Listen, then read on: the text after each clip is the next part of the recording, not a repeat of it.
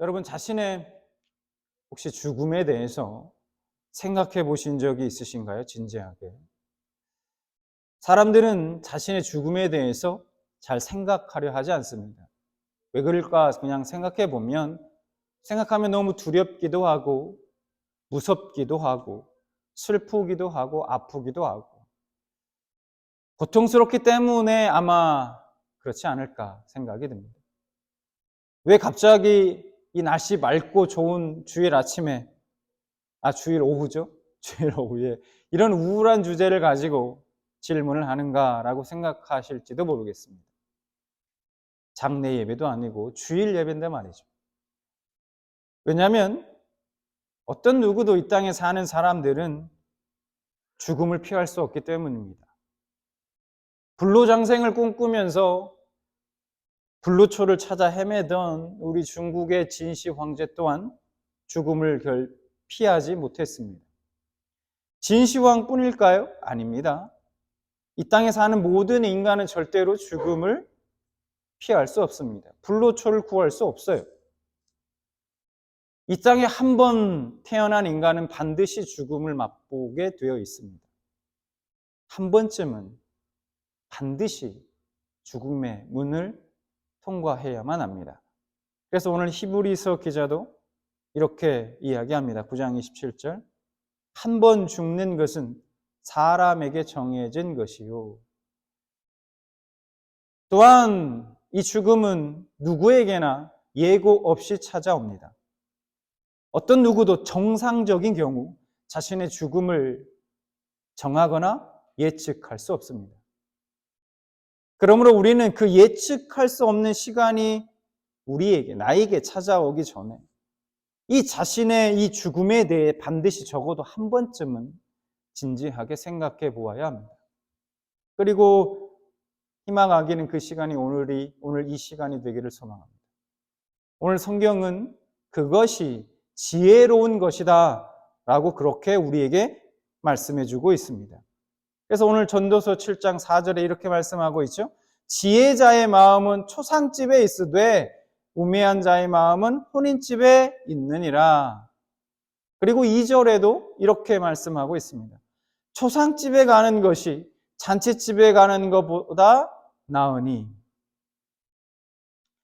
초상집에 가는 것이 잔치집에 가는 것보다 낫다라고 전도서 기자고 말하고 있습니다. 누구나 초상집에 가는 것보다는 잔치집에 가고 싶어 하죠. 그런데 오늘 전도서 기자는 초상집에 가는 게 잔치집에 가는 것보다 낫다라고 말합니다. 왜 그럴까요? 왜냐하면 죽음에 대해서 생각할 수 있기 때문이라는 겁니다.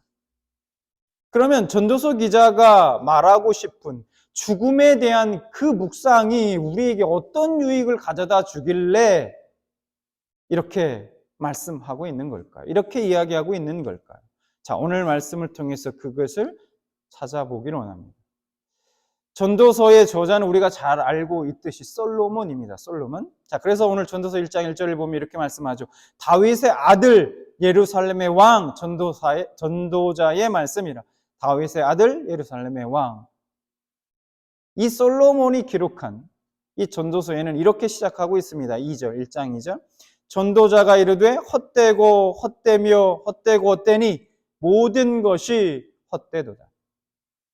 2절 말씀에서 헛되다, 이 헛되다라는 이 히브리어 원문, 헤벨이라는 이 원문의 뜻, 이 단어의 뜻은 이런 뜻입니다. 증기, 숨, 헛됨이라는 뜻을 가지고 있어요.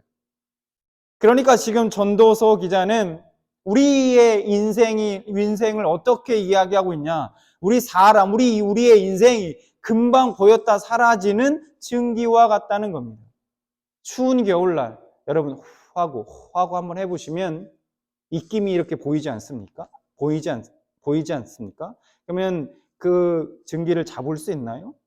잡으려고 한번 해보면 금방 사라지고, 잡으려고 하면 사라지고 하지 않습니까? 바로 그 입김, 그 숨, 증기와 같다는 거예요. 우리의 인생이 말이죠. 아무리 잡으려고 해도 잡을 수 없는, 금방 사라지고 많은 헛된 것이다. 그렇게 말하고 있는 겁니다. 여러분, 이 헤벨이라는 단어, 이 단어가 구약 성경에만 약 73회 정도 사용됐습니다. 그 중에 전도서에만 무려 39회가 사용되었어요. 그러니까 이 정도가 되면 솔로몬이 인생을 너무 비관적으로 보는 거 아닌가?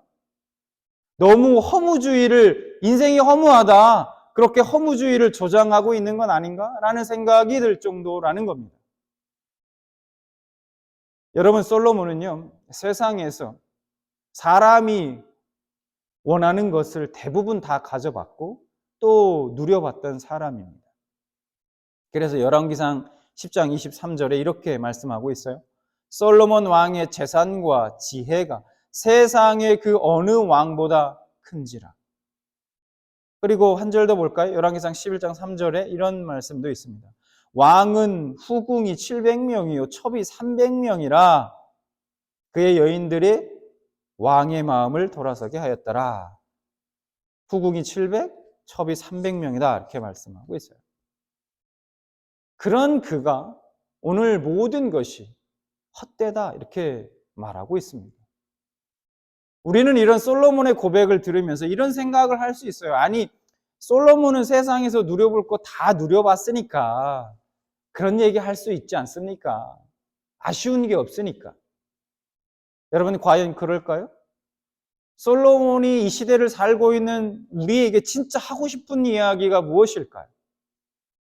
많은 것을 가져봤고 내가 누려봤더니 지금 와서 딱 보니까 이거 아무것도 아니더라, 헛되더라, 그렇게 비관주의, 허무주의를 조장하려고 그러는 걸까요?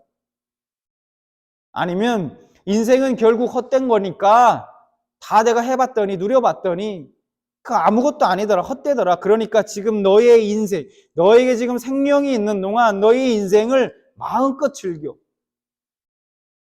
그렇게 쾌락주의를 조장하고 있는 걸까요? 전도서 기자는 6장 12절에 이렇게 이야기합니다.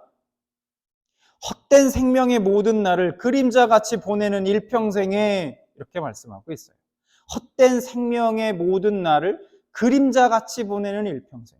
솔로몬은 우리의 생명의 모든 날이 마치 그림자와 같다고 말하고 있습니다.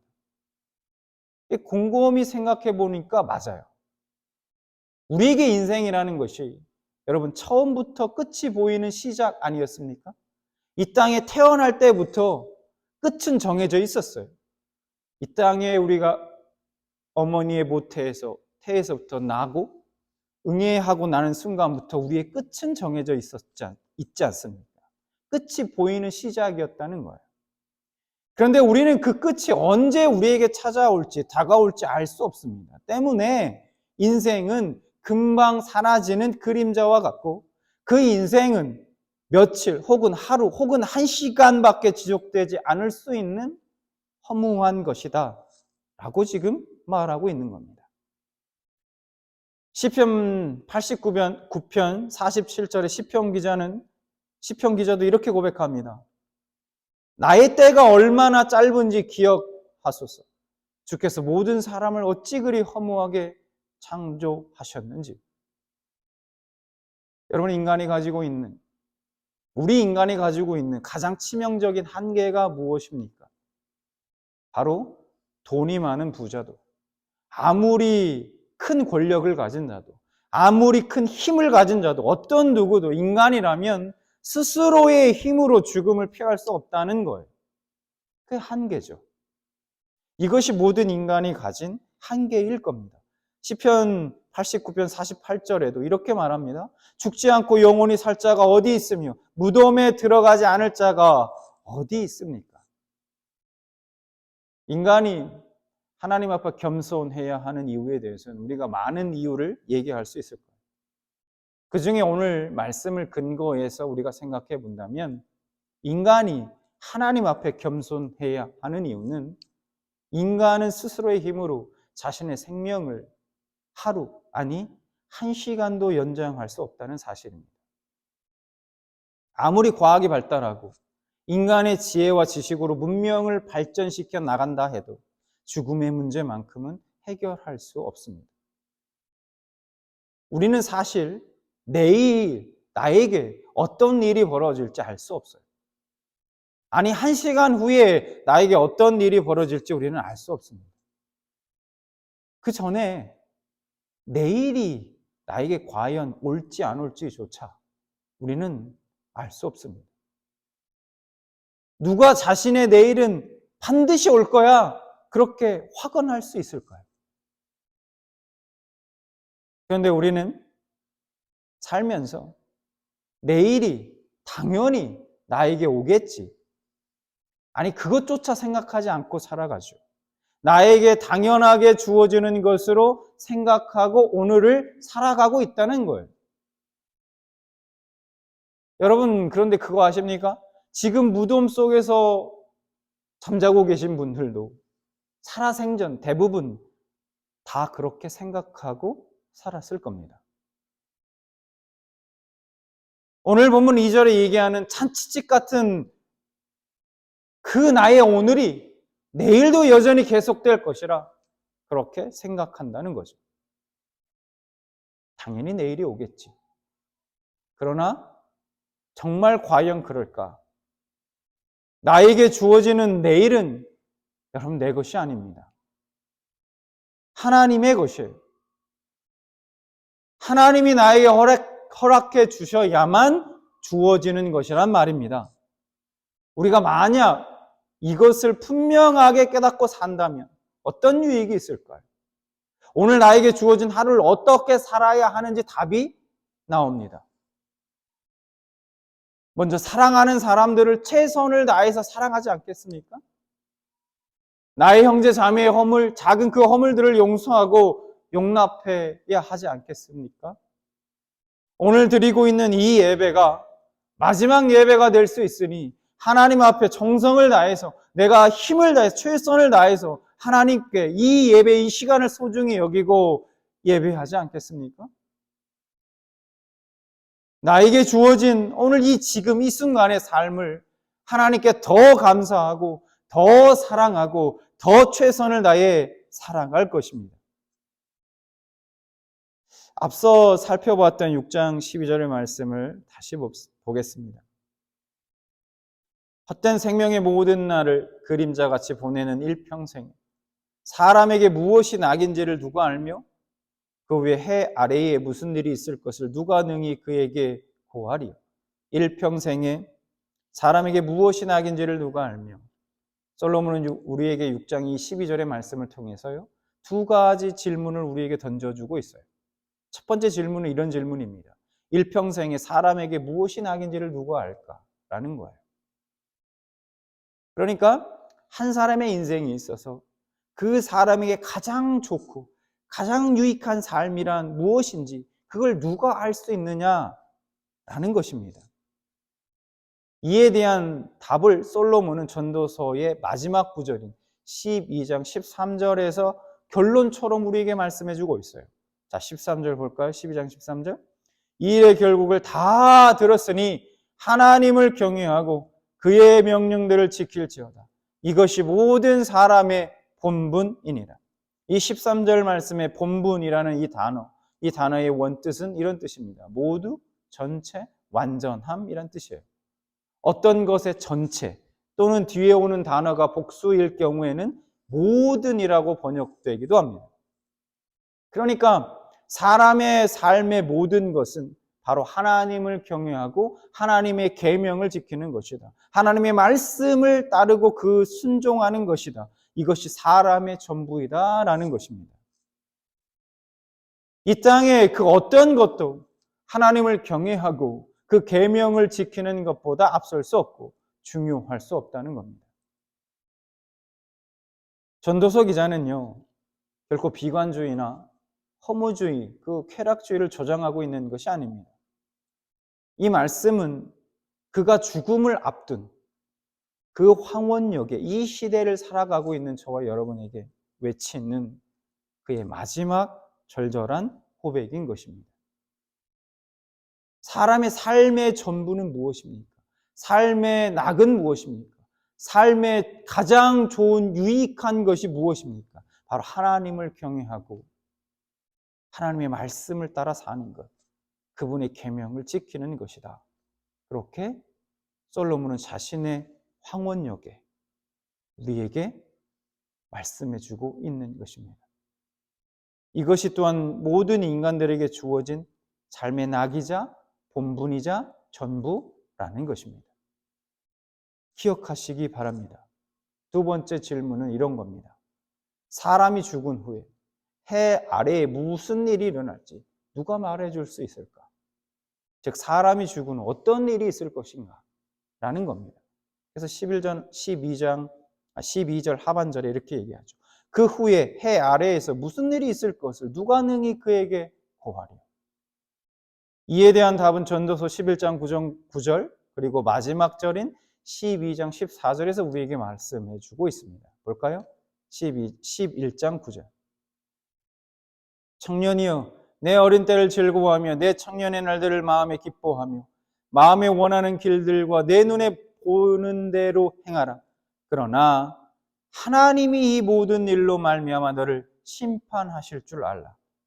12장 14절. 하나님은 모든 행위와 모든 은밀한 일을 선악간에 심판하시리라. 그러니까 한마디로 하나님의 심판이 있다라고 이야기하고 있습니다. 앞서 살펴봤던 히브리서 9장 27절 말씀에서도 분명히 이렇게 말씀하고 있어요. 한 번 죽는 것은 사람에게 정해진 것이요 그 후에는 심판이 있으리니. 이 세상의 어떤 누구도 죽음을 피할 수 없죠.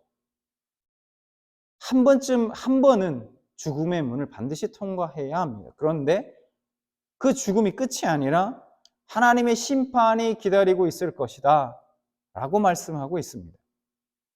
모든 행위와 은밀한 일, 자신만 알고 있는 그 은밀한 일들까지도 선악간에 하나님께서 반드시 심판하신다 그렇게 말씀하고 있습니다. 때문에 전도서 기자는 12장 1, 2절에 이렇게 촉구하고 있어요. 볼까요? 너희 청년의 때에 너의 창조주를 기억하라. 곧 공고한 날이 이르기 전에 나는 아무 낙이 없다고 할 해들이 가깝기 전에 해와 빛과 달과 별들이 어둡기 전에 비 뒤에 구름이 다시 일어나기 전에 그리하라. 전도서 기자는 1절과 2절 말씀에서 그러니까 죽음이 가까이 오기 전에 너가 아직 살아있을 그때에 창조주 하나님을 기억하라 라고 말씀하고 있습니다. 이어진 5절과 7절에도 볼까요? 이렇게 계속해서 이야기합니다. 5절 이는 사람이 자기의 영원한 집으로 돌아가고 조문객들이 거리로 왕래하게 됨이니라. 7절 흙은 여전히 땅으로 돌아가고 영은 그것을 주신 하나님께로 돌아가기 전에 기억하라.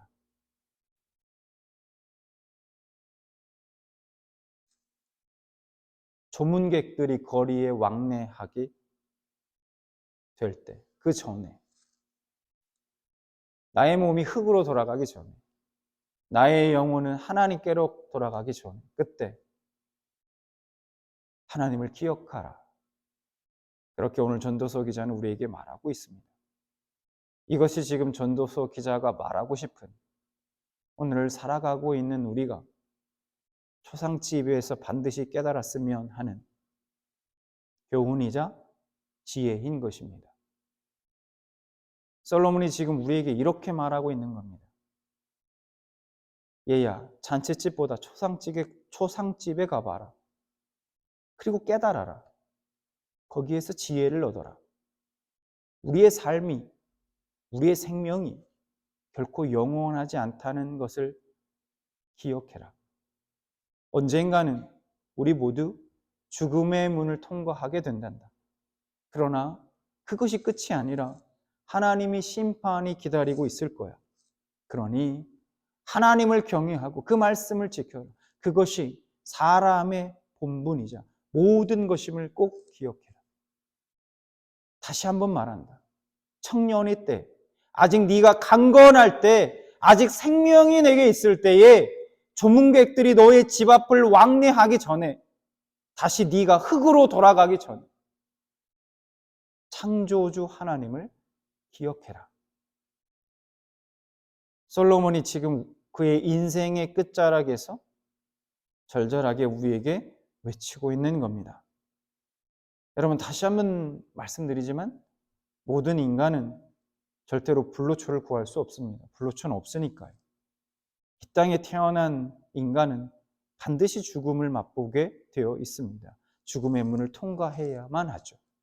그러므로 여러분, 지금 나에게 아직 생명이 허락한 오늘 이 순간, 아직 예수님을 믿지 않는 분이 계시다면 예수님을 나의 구주로 영접하시고 구원받으시기 바랍니다. 여러분에게 예수 그리스도를 구주로 믿는 그 믿음이 이미 그 믿음을 하나님께 선물로 받으셨다면 그 믿음을 빼앗기지 않도록, 잃어버리지 않도록 잘 지키시기 바랍니다.